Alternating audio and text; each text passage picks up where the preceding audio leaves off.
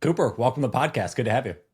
Thanks for having me here, Brian. Super excited to be chatting and showing everyone how they can just get started with AI. Yeah, I appreciate that. I know it's a hot topic nowadays, and yeah, just given your background and what you're doing now, obviously a lot of folks listening in, this would be a good topic for them and good discussion points around Mhm. starting businesses and things to look out for. What is? I mean, I guess I'll just kind of as a jump off AI. Now, like it's everywhere. Yeah. What remind me, and maybe from your experience, like when did it really catch fire?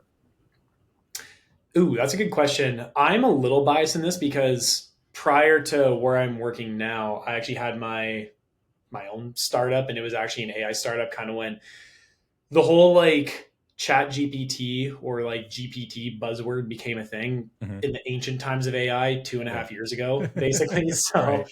I remember I was talking with some friends. The long story short of it is my previous startup was an AI grant writing software business, Mhm. and writing grant applications was like a perfect use case for AI back in the day. So I've been pretty involved in it deeply for the last 2.5, 3 years. When I would say it's kind of fully taken off mainstream, probably about a year ago, I'd say, is when everybody started being like, okay, this is maybe a technology that we can start to implement, or people started looking at it a little bit more deeper. I'd probably say a good year, maybe year and a half, if you want to push it, is when it started to become like truly in the main speak. Yeah. Has AI, I know enough to be dangerous on it. I use Mhm. the tools, right? I try to educate myself, but it seems like they're, you'll lose out on all the information the next day because it's all new. But like are obviously tools are being built, software is being built with AI. So like are things just accelerating that quickly? Like if someone today says, "Oh, I want to start a product," is it literally it doesn't take 3 years anymore to build a product, right? No, so that's actually been one of our big that's been one of our big like learnings recently is the cost of development is almost getting commoditized at this Hmm. point. So before it used to be you gotta go raise a bunch of money, hire a bunch of really talented developers just to build something. Now it's like, which is perfect for people who want to get started. It's completely flipped. It's like if you have a really good insight into a problem Hmm. that you can solve, AI can build pretty much every like there's still an order of operations that needs to be followed. It's not quite there where you're just going to log into a tool, tell it what you want, and the whole thing's going to be built out properly. Like Right. there's still some best practices to follow, and there's still a framework that you can go down. But for the most part, anybody, even if you're not technical, if you sit down, ask AI how to build the thing, which is kind Right. of hilarious, or just go on to get a good old YouTube university, even non-technical people can start actually building software products. And it's right now, if you want to become a builder, it's like basically the best time ever to do it because all the power is in the hands of the people who can spot problems to solve and want to take action to go solve them. So yeah, we're not like quite there as one prompt and you're away, but give it a year and we'll be there for sure. And if you can learn the tools now, you're just going to be so much further ahead. Hmm. Wait, I just want to go back because you mentioned something about your grant writing and starting that. Mhm. Was that just so random off the wall from what you were doing at that time? Like, why did you, where did that problem surface from? It was it's a long story how I kind of got into it, but the summarization was I was doing some consulting. One of the guys I was consulting with was doing grant writing. He was Mhm. paying me a crazy amount of money just to get leads for him at the Yeah. time. And then I started sending him more leads than he could handle because he could only write so many grants at a given Right. time because they were like 45-page documents in some cases. And he's like, I can't write more than five of these a month. And Right. I was like, well, I want to send you 10 because you pay me a lot when I send Right. you Right. leads. Right. And there was this bottleneck that was okay, we need to write grants faster. How do you scale that? When you looked at getting humans, it was really difficult. And then yeah, it was right at the time when GPT 1.0 came out. Hmm. And I was talking with a couple of my friends who were a lot more technical than I was. We looked at the problem, said actually, if you actually look at the structure of a grant, 60 to 70% of it is similar enough. Like it's not Right. explicit to a business. It's different in each scenario, but it's not independent, if that makes sense. And we were like, okay, well, that is probably something that we can get AI to build a lot of. And sure enough, it was. There was a lot of technical, funny things that happened back then. But yeah, so it was like, it was kind of bred from a problem that I had seen and kind of went along that way. So Hmm. yeah, fun times. Yeah. What happened with that? Did you stop doing it, sell it? Like what was the Pretty much. So what had happened was basically we grew the business. It was going phenomenally well. And it just kind of got to the point where when the government controls the product that you sell, it's mm, inherently not a great business to be running. mm, So we got ourselves into this scenario where pretty much all at once, uh, there was a bunch of elections going on, as I'm sure everyone's aware of, 2 years ago ish, more or less. yeah. And pretty much overnight, every single grant program that we were servicing decided to be like, well, we don't know if we have funding, so we're not taking any more applications. Therefore, we were doing all this marketing to get customers. And we're like, well, Ah, we don't know if we can sell you anything. And it's like, we don't know when. And grants are kind of like whack a mole, where you don't know if one that you're doing today is going to get renewed. And then you also don't necessarily know where the next opportunity is coming. So it's really hard to like peek around the corners. So yeah. it got to a point where we were just like, you know what, if we've got to have this much guesswork in terms of Yeah. like where our customers are coming from, it's just not worth doing. Like, still a phenomenal business. Like, if I was an accountant or if I was a lawyer or a service provider for businesses, having grant writing as an add-on service would be a phenomenal thing. But as a standalone service and as a standalone like SaaS business, it was a pretty tough place to be in, because we just had to do so much work and lead qualifying just to be able to sell something, and Yeah. then also with the risk of it just going away from us. So we just decided to wind it down. And then I was working, or Dan Martell was involved in that business that we had. And Okay. then when we kind of broke the news to him, he was wanting to start up the venture studio that I'm working at now. So the timing and kind of Oh situation yeah. all worked out and fell into place. Yeah. Well, I think that's probably something with talking with founders and folks that want to get into this, that, you always talk about the sunk cost fallacy. Yeah. Like, people don't know when to wind it down. They go on Yeah. probably many years. Is there anything, and I know it's tough of like, oh, is there anything to look for in that? But are there indicators that you had that, okay, maybe this is the right thing to do? There were a couple. One was just the head banging against the wall. Like, there was a couple things that we had noticed where also with grants, they're the easiest thing in the world to sell, but they're the hardest thing to close. And Mm. what I mean by that is, you put out an ad saying, "Hey, do you want free money?" Guess what? You're going to get a lot of you're going to get a lot of people interested.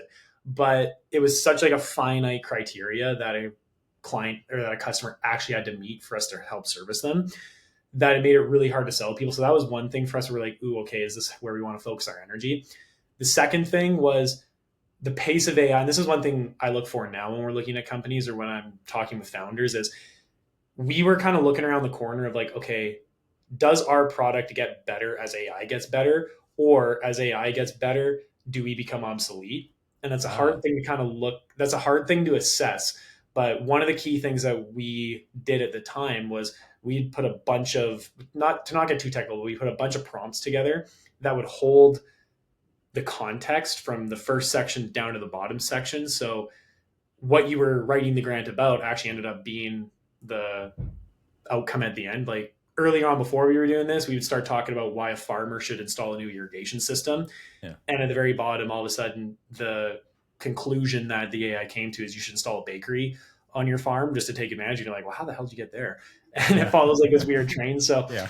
but the thing that we had built, which was like this memory, is now a core feature of ChatGPT, Claude, all these other tools. So it's like, for us, one of the things that made our product special was just now a standard feature. So that's one thing that you have to look for is, are you going to get overtaken by the tools or by the technology that you're using, which is a very unique AI problem for founders to look for.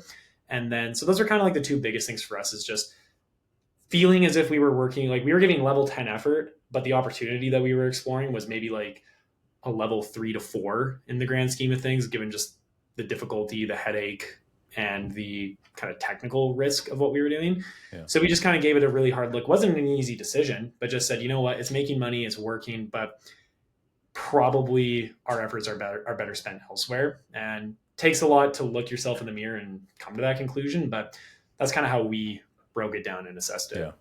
Okay. Well, I want to get into that more, definitely, to help some founders out here. But we have our tradition on the podcast. Yeah. Okay, so we got the rapid fire here. So let's see what we got. Let's do it. All right. Question 1: what would you write on a Post-it note to the younger generation for them to see every day? Mm, probably just go sell. That would be the biggest thing right now. If you have an idea, or if you can spot a problem out in the world, go try and sell someone a solution. Never before has it been easier to actually build the product to solve that solution. Yeah. So just go see if people actually want to pay for it. Test your idea, go get some feedback, and then worry about fulfilling for it later.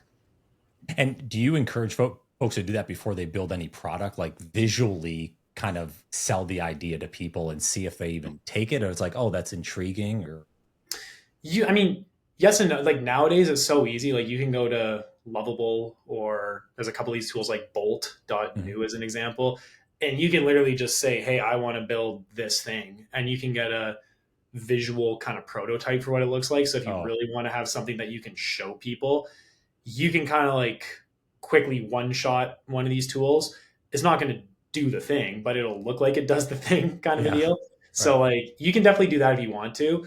It's not necessary. I would say you can, like, if it's funny because we've got a couple kids that work with us here. We call them the young guns. And Yeah. I always tell them, I was like, hey, if I'm you guys, all I'd be doing is learning the fundamentals and then just go apply them. And the fundamentals are find a problem, see if people want to buy it, then go build it once you have validation. Love that. Okay, cool.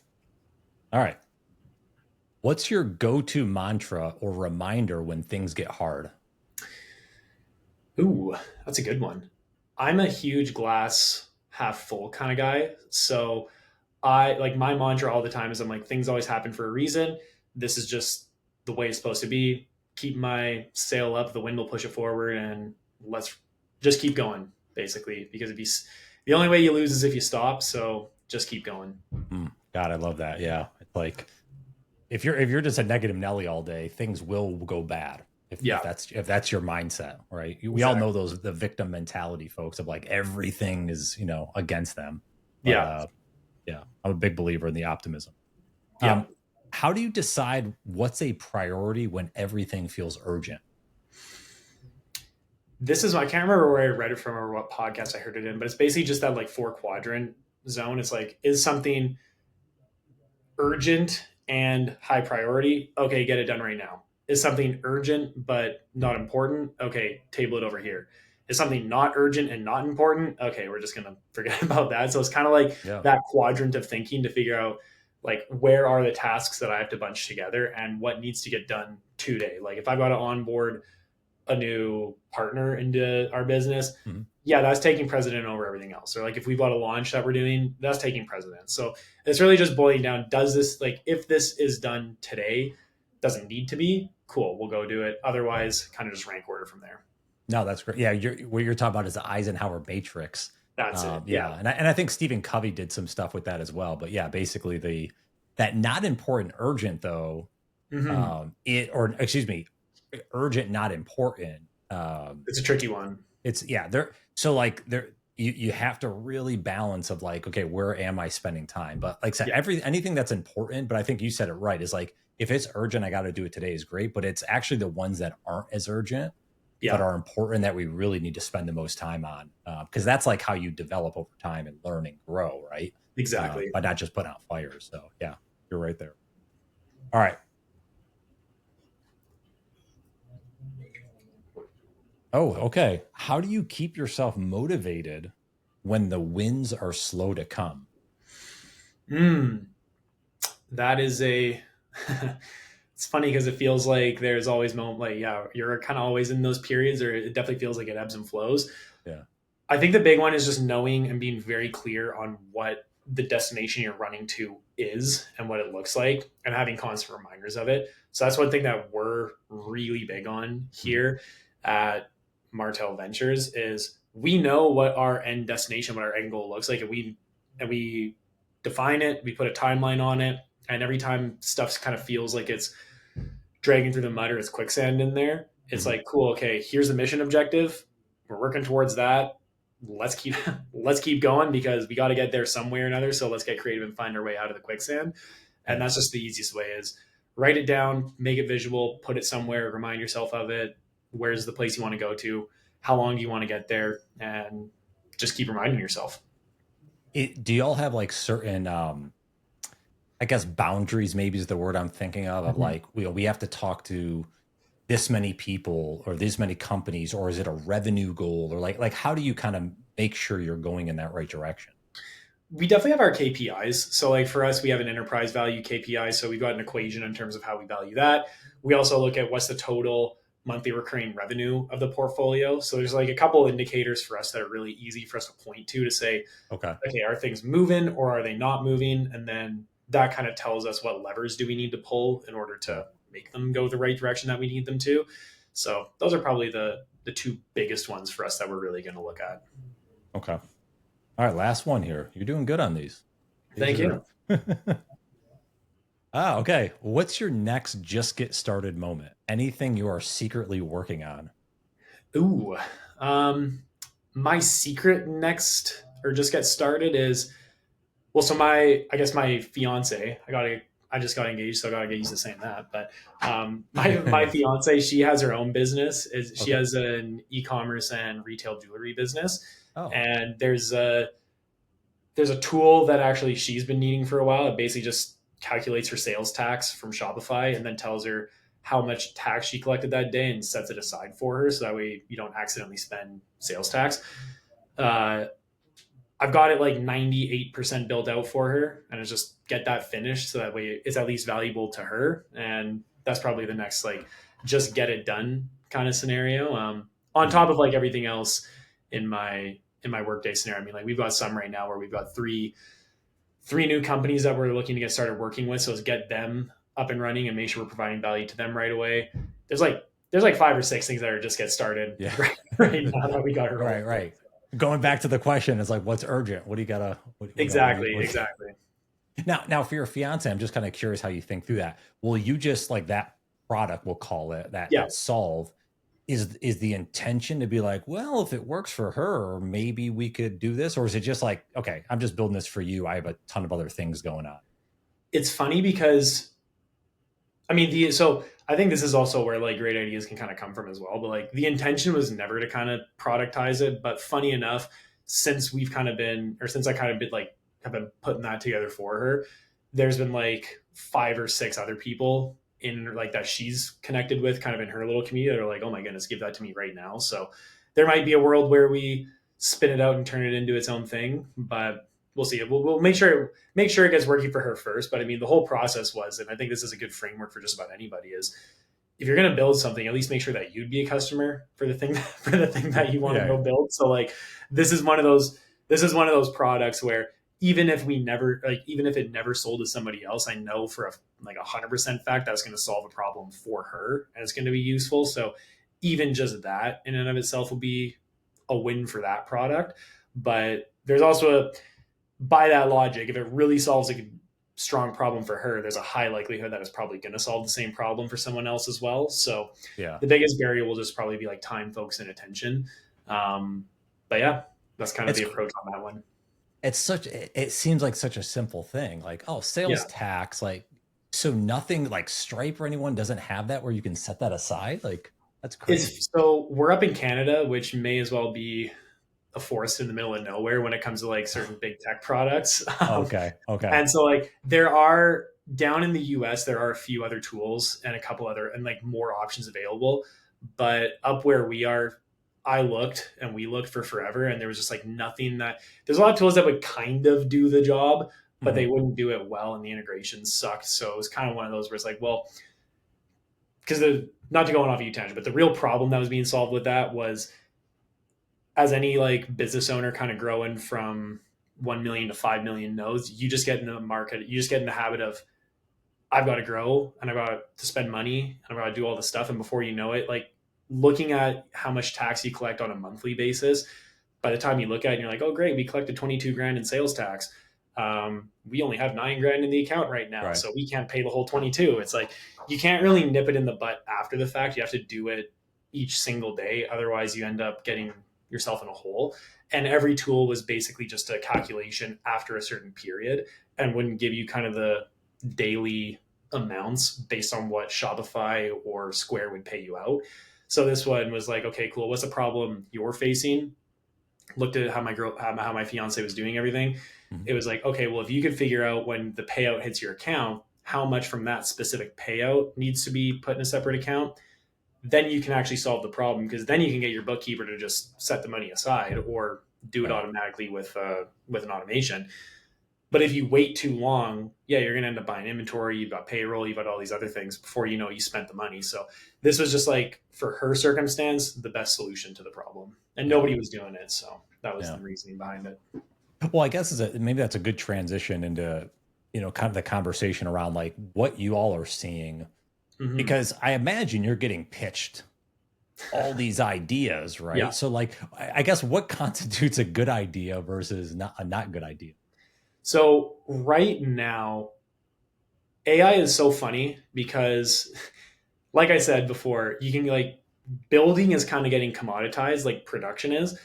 There's a phrase that I kind of been loving right now, which is, just because you can build it doesn't mean you should build it. And there's a lot of people who are kind of falling on that, wow, this is cool, I want to go build it kind of scenario side of Yeah. things. So what we really focus on, and what I focus on when we're looking at companies or when we're evaluating founders who are pitching us ideas, is, does like, are you actually solving a problem, or are you just building something because now you can build it? Mhm. And that's kind of like the base layer metric that I use for evaluation, that we use for evaluation, which is, Right. if I'm hearing a founder give me an idea and I can't tell within the first 15 seconds who the customer is and what's the definable problem that this is solving, probably not worth exploring all that much, because it's gonna be pretty hard to sell. Yeah. So really just know who you're selling to, know in depth the problem that you're solving, and you'll be good to go. Everything else other than that is probably just, I won't say a distraction, but it's going to be a lot more difficult, and it's easy to get caught up in, like, you should, some of the ideas that have come across our my desk are just crazy. I won't put those people on blast, but there's been a couple where I'm like, holy smokes, that's something. Like, don't know who needs that, but cool that you built it, kind of scenario. And are these folks like actually building out the product then before they talk to you? Or are they in ideation phase? Depends. I'd say it's probably, we've got a mix, because we've got two channels that we'll look at. So we've got a partnership side where we'll partner with companies that already have an existing product, existing revenue, existing customers. Mhm. And then we've got another side where we'll actually work with founders to build products and kind of incubate them. On the incubate side is definitely people that kind of have just ideas. And on that one, we're really indexing for, okay, what problem are you trying to solve here? And then on the partner side, we're looking for, again, kind of the same criteria, just that someone's further along. So we get both sides of the equation. Well, let's maybe if we talk on the partner side, that helps the incubator side. So Yeah, yeah, when yeah. you talk to those companies that are already kind of humming, they got things going, Mm-hmm. like what are the chinks in the armor that you see that could help Yeah, the younger folks? I mean, lots of kind of, the biggest missteps that I'll see with people who are kind of like getting up and going is not putting any defensibility into the products. So right now, there are a lot of people that are building things that they're essentially just looking at a product that's working, and they're Mhm. just copying word for word, bar for bar, Oh, everything okay. else that has gone into that product. It's like, well, it's already validated, so let me just go make my version of it, and they're not changing anything. And it's just like, you'll get some customers and you'll get some revenue, but it's not a very sound model going forward. Like, there now, on the flip side, I've seen a lot of people that'll take an existing product, take out the features that they really like, improve them in some way and make it better. That's cool. But if someone's just going to come along and literally make a complete rip off of another product, that's a bit of a harder pitch to do. And like, you'll see these companies get to a few thousand a month in revenue, and they're not bad by any means. They're just not stuff that can really scale, I would, in terms of the grand scheme of things. The other thing that I really notice as well is people are so focused on acquisition that they forget about churn, or Yeah.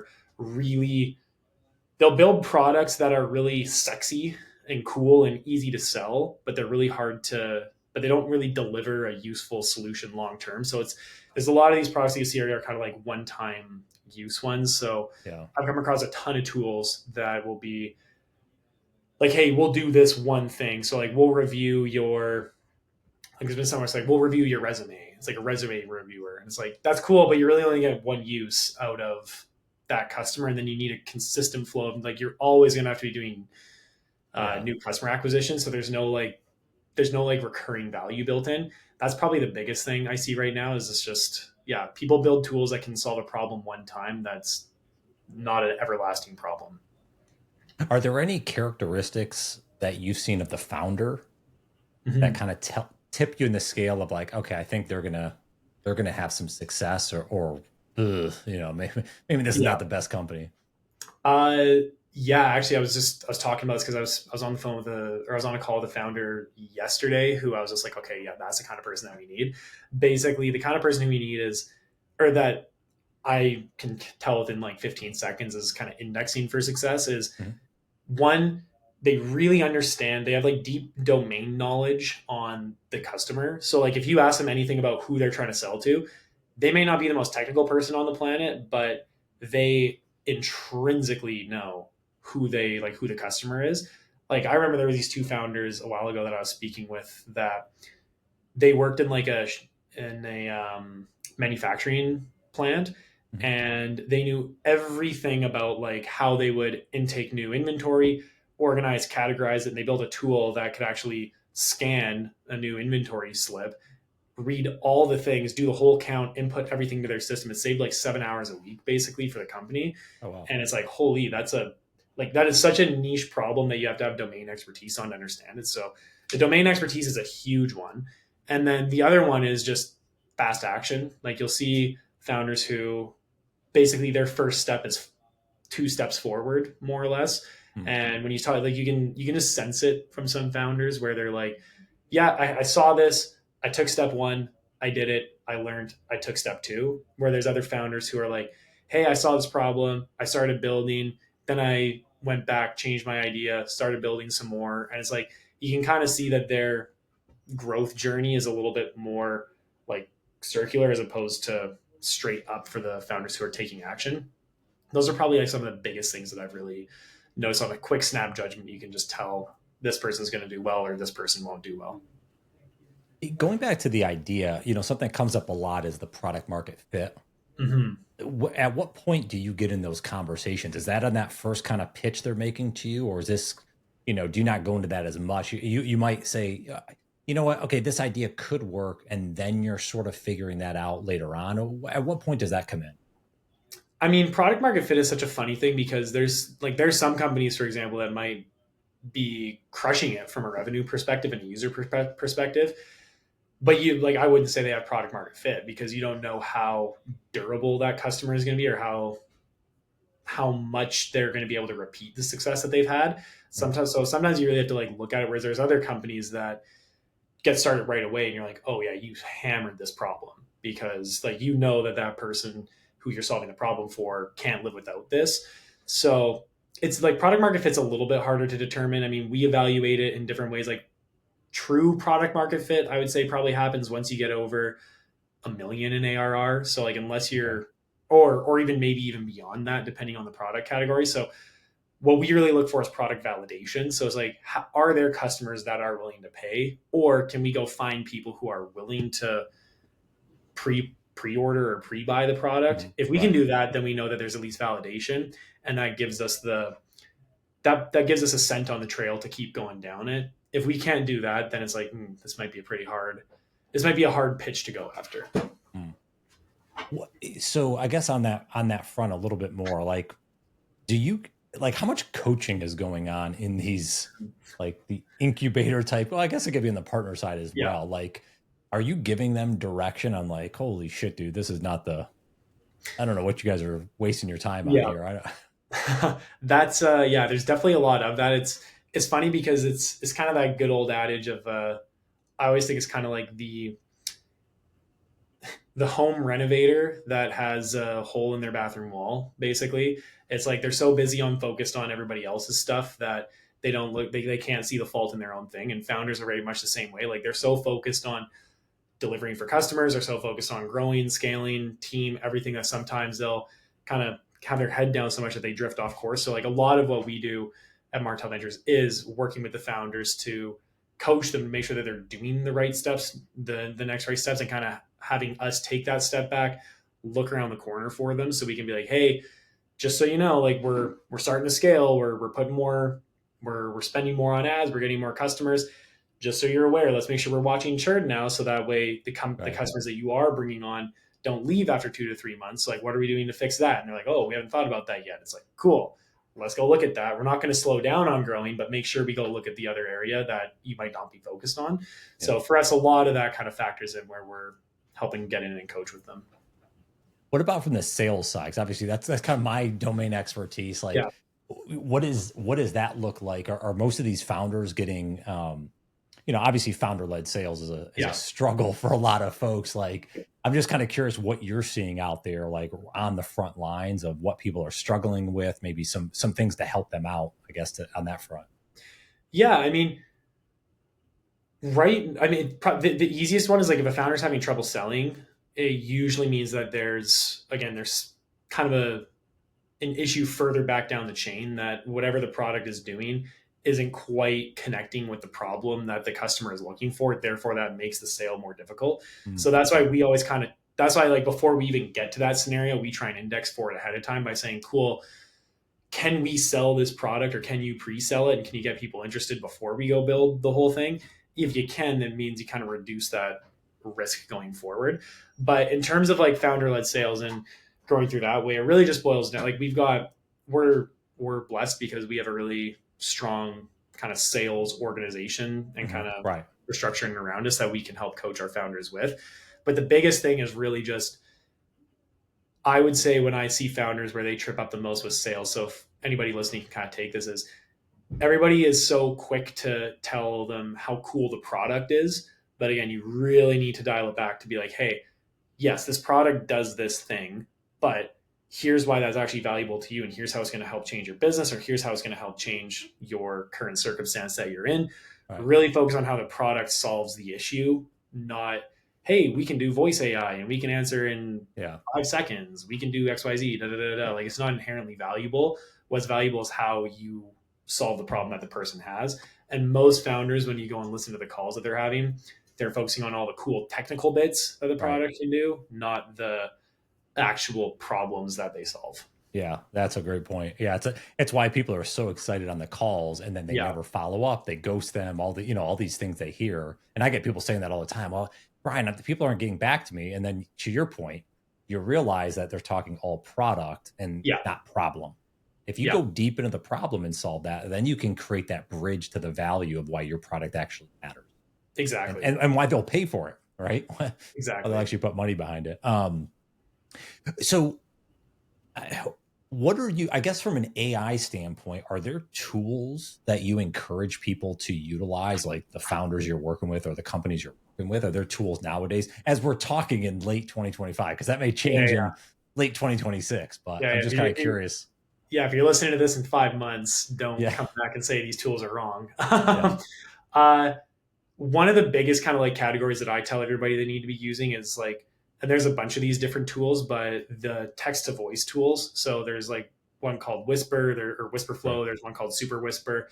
There's a bunch of these different tools where basically you can, instead of using dictation or instead of like voice type on an iPhone or an Android, you can basically turn any input field into an AI enhanced chat. So I like to ramble, as an example. Instead of me typing, I'll turn on one of those tools and I'll talk, and then it cleans up everything that I said, takes out the oohs, ums, the bulk, the filler, the spacing, all that stuff. And I can essentially type. I can type now twice as fast as I used to. So you just get more done throughout the day. In terms of tools as well, I think the best one is just the best practices of making sure that you're using AI or ChatGPT, Claude, all these general tools the right way. So make sure that you're building actual system prompts for all of the tasks you're doing. So for everybody that doesn't know what that is, instead of just going into opening up ChatGPT and saying, hey, I want to do this thing, start by first saying and chatting to ChatGPT and saying, hey, here's the outcome I want. I need your help to build me a plan that you can follow to help me get the best outcome for it. So as an example, we have like weekly reporting that we have to do. Mm-hmm. Or a better example is like every time I speak with a founder that we're interested in, we have to put together kind of like an internal investment report. So that way the Mm-hmm. whole team can see what is the company that we want, like just get the high points of all that. Yeah. That document used to take me 2 hours to put together. But what I did is I said, hey, here's the outcome of what an ideal format looks like. Here's the call recording that I take with the founder. Here is a little bit of extra details like the website and a couple other things. Please help me build a system prompt that I can give you with this input information so you can give me this output every single time. And it took me maybe 2 hours to build this system prompt, but now every time I finish a call with the founder, I just take the transcript, copy paste it in, put that system prompt, and out poops my report. Wow. That used to take me 2 hours, now it takes me 5 minutes. So what I always tell the founders is make sure that they're properly using all these tools and building the processes in place so that way their time is best spent on the right efforts. Another one that's really obvious, and this is specific if you already have a product that's working, but if you're doing call follow-ups or if you're doing like any kind of communication with leads, you need to have an AI kind of qualification layer built in. So one of the companies in our portfolio actually does this. It's called Atlas, but essentially you can loop it into after a customer fills out a lead form, for example. So you have an ad, customer fills out a form, that AI caller will actually call the customer. It'll call them again if they don't pick up. And then once they answer, it'll actually walk them through the first initial qualification criteria and it'll ask them questions and it can actually schedule them in quicker if you have time in the calendar available sooner. And the reason why it's so important is because most founders, when they're doing lead generation, they're so impressed by the number of calls or the number of bookings they can get. Mm-hmm. But if you have 30 calls, but only 2 of them are qualified, right, you really only had 2 calls. So the rest are just a vanity metric. So if you can use AI to figure out and do all that gold mining for you, it's just 10 times more effective. So those are probably like some of the easiest quick hitters. There's like a whole list of them that I could go into, but those are the kind of like the best easy ones right now. The Atlas one, does it sound pretty legit? Or is it, can people tell? The only time I actually am able to tell is if say say the AI bot is talking and you kind of like cut it off near the end of a sentence, then it can kind of sometimes have a little bit of an unnatural pause while it like catches itself back up. But if you don't cut it off, it's pretty hard to like, it's down to the point now where with a lot of these tools, they've got like background sound in it. So it sounds like the agent is in an actual office space. Oh, wow. They've got really good intonation now. So that way, like it almost kind of sounds like they have emotion. Like put it this way, if you're actually on a phone talking to the thing, it's kind of hard to tell. Like there's definitely some cues if you know what you're looking for, but if you don't know what you're looking for, sometimes you can fool people pretty easily. Crazy world we're living in. Yeah. I started to use that Sora 2 recently. Have you used this? Oh my gosh. Yeah, Sora's crazy, and like there's some people I've seen that are wizard. Like we've got a couple of people that we know who are wizards with how to use that, just to like actually make full on AI kind of like content, which is pretty mental. So it's coming quick. Yeah. So kind of as we wrap up here, any final thoughts, insights, maybe even action items? Like if someone, again, maybe they're looking to build a product or looking to start a business, like anything you'd encourage them to do as like step 1 or 2 in the process? Yeah. Well, I mean, step 1 would be if you have an idea, literally just go try and find 2 or 3 people who you know that might have that problem and just pitch them on it. Like straight up, just pitch them on it, get some feedback, get them to tell you what they think it should be. And bonus points if you record that conversation, that conversation or those conversations. Because then the step 2, what I would say is if you want to go build something, there's a number of tools you can use. You can either use Lovable, you can use Bolt, you can use like Claude Code, any of these tools. But what I would do is before you start building, sit down and actually create what's called like a project outline or project requirement document. Mm-hmm. And if anybody wants it, feel free. I'll give you my Instagram, Brian, and if anybody wants it, I can just send them they can just send me a DM, just tag like just getting started, and I'll send you kind of like a resource that has an outline for this. Yeah, I'll put it in the show notes. Yeah, that'd be great. But basically what you do is you just work with AI to help you build the whole development plan for the product. Mhm. And if you have call recordings from customers, you can say, hey, here are conversations I have with customers. Help me build a project requirement document for this.